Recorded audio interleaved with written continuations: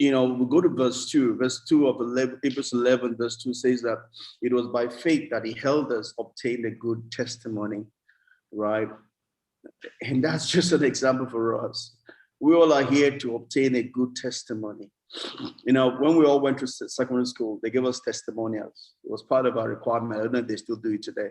But other than your school living certificate, there's also testimonial which talks about your good behavior, right? Our passport to heaven, part of it is a testimonial. And the elders obtained a good testimony. They obtained a good report. Something good was said concerning them because they had faith. I mean, each of us, God has put each of us here. There's none of us that is ordinary. Every one of us has the extra in the ordinary. And this world is not complete without us. This world is not complete without us exerting the fullness of that which God has invested in our lives. But that is not going to happen except by faith, because we have to believe in the God that has put it there. We have to believe in that which God has put there, so to be able to use it, right? Because until we step out, that reality cannot come to be. I know each of us have that natural seeming thing that holds us back. What will people say? What if they reject me? What if they don't accept me? What if I don't measure up? Right? And that's natural. It's part of the fall, right? It's part of knowing the knowledge of good and evil, but it's not of God. It's natural, but not of God, right?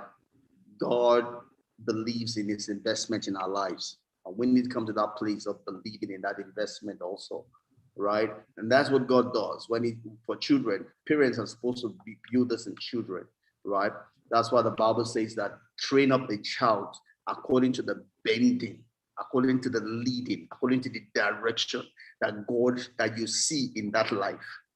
And when he's old, he will not depart from it. Give that child the affirmation he or she needs to fulfill he or her purpose in this life, right? That's what that scripture is talking about, is the affirming that we're supposed to give to our children.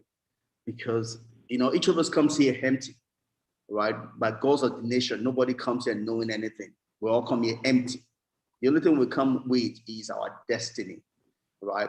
The Ecclesiastes tells us that God has put eternity inside of us. He has put our destiny, our definite plan inside of us, right? And we come in with that, even though we don't have any other thing empty, but we come in with a definite path that God has called for us to live by, right? And that same thing, I think Ephesians 2:10 or so, talks about the fact that we're God's workmanship created, right, unto good works. That those good works were prepared for us before.